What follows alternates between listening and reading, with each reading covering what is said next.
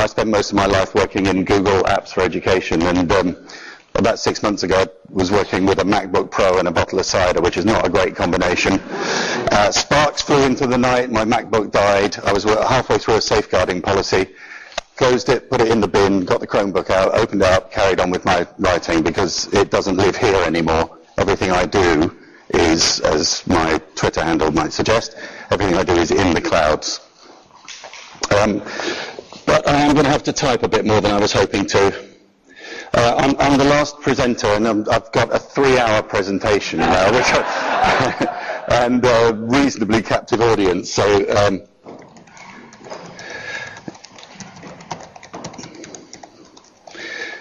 okay.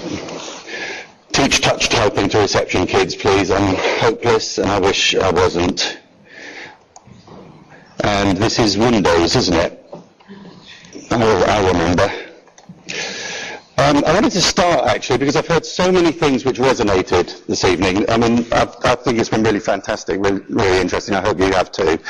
But I wanted to just talk about one of my roles is that I'm still a governor in one of Suffolk's smallest primary schools, just 71 kids on roll at the moment. We've been using Google Apps for Education for 4 years now. And so many of the things that we've been hearing about just struck a chord. And I just wanted to show you the kind of journey that we've been through. I'm going to go very fast, but these resources will be made available later if you want to check them out. So when I first got involved 7 or 8 years ago, when my wife volunteered me, there was one of these in the corner of each room, and it was gathering cobwebs. So the G&T kids used to be allowed on there if they were good. Teachers were basically scared of it, not networked.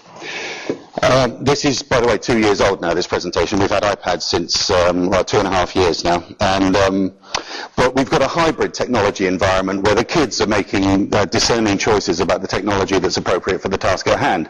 So if they're looking at the Ganges Delta, they'll use a tablet because the pinch and zoom on Google Maps or Earth is fantastic. If they've got to write it up in their blog, they'll grab something with a keyboard. They're not tickling talking cats anymore like people do when they first get their iPads.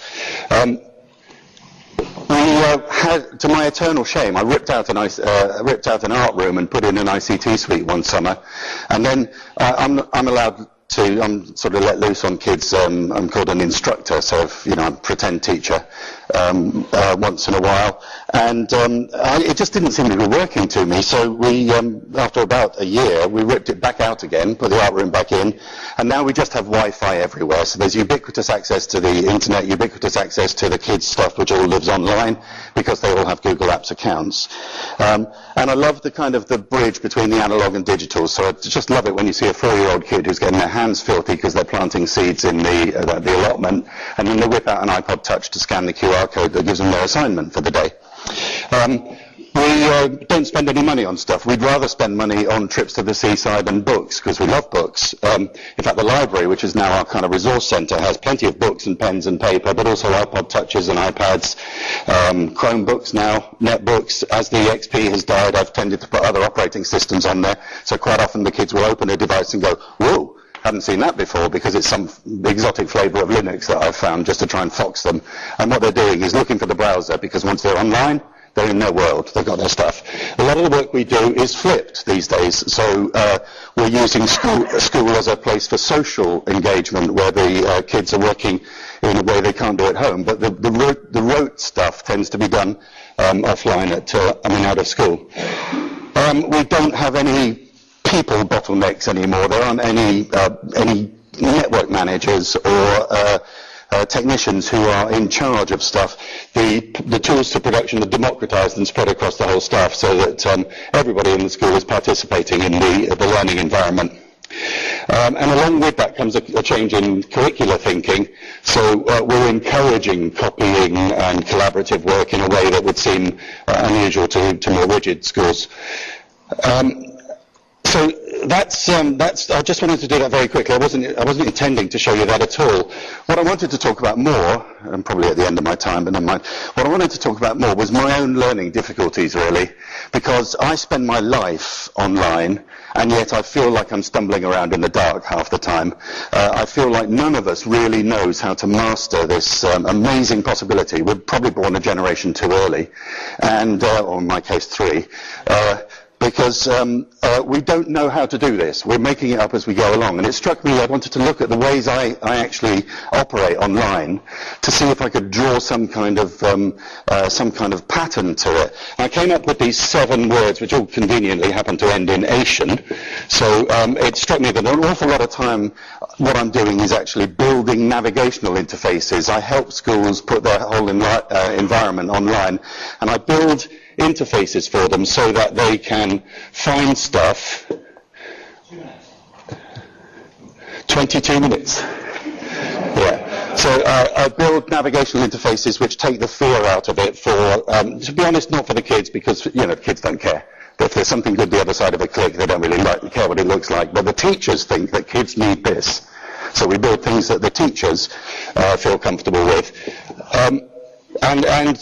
So those interfaces might be separated by the type of tool that's being used or the type of task that's required. And I even tried to build one along sort of Guy Claxton's learning dispositions lines. That didn't work too well, but it was an idea.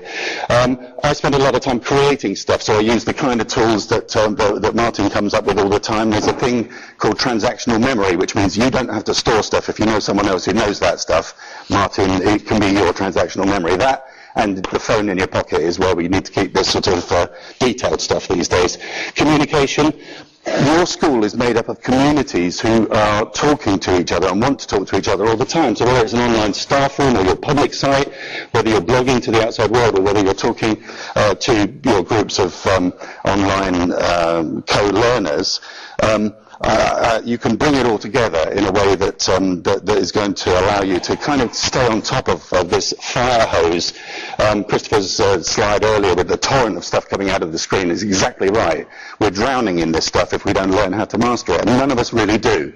So I'm going to skip over collaboration, which is basically Google Apps, scanning, which is really learning how to discern good from bad very quickly. Learn to search. Watch a video by Dan Russell called Being Digitally Literate in the Age of Google. Hour-long, best hour you'll spend this week. Fantastic video about really, we're all functionally illiterate in this space. And if you think you know search, watch that video and you'll think again. Curation, which one of my favorite tools was, one of the things I wanted to talk to you about. I had some great tools on here, it's a shame. But what's that? I've got to show you this because it's the best thing you'll hear today, I think. Probably the clipboard.com. Okay? It's a bit like Pinterest. It allows you to scan the web, go across doing your stuff. You've never got time to read it all, so you're saving it for later, a bit like Pocket or Evernote or things like that. But one thing that made me think this was pretty good was I've got 4 teenage kids, and you know what it's like with teenage kids, you can't tell them anything's good. I had to walk past them saying, clipboard's rubbish, and wait for it to settle. And 3 days later, my son sent me his birthday request list on Clipboard. I thought, yes, got it. And my daughter has taught herself Korean because she's into K-pop, and she's done it all through using tools like Clipboard. And lastly, one last little Asian suffixed word is integration, because it becomes possible, once you work in this way, it becomes possible to weave these strands together in a way that is going to take forever, in a way that's going to take those different aspects of, in this case, all of the material that we generate and this child generates, all of their activity being generated in different RSS feeds, different blogs, spreadsheets, and a lot. And I'm using, in this case, a Google site to bring it together, because as a parent, I realized that I hadn't understood a school report for the last 10 years, because they talk about learning behaviors and dispositions, and I didn't really know what that stuff meant. So we've now built this thing that allows us to weave together, as I say, the various strands, including Google Forms, so the kids can do self-reflection and self-evaluation, peer evaluations in here, the teacher evaluations in here, plus live interfaces to the data held in spreadsheets and the kids' own blog. And that's something, that is something that we... Have you seen, that bit in Jurassic Park?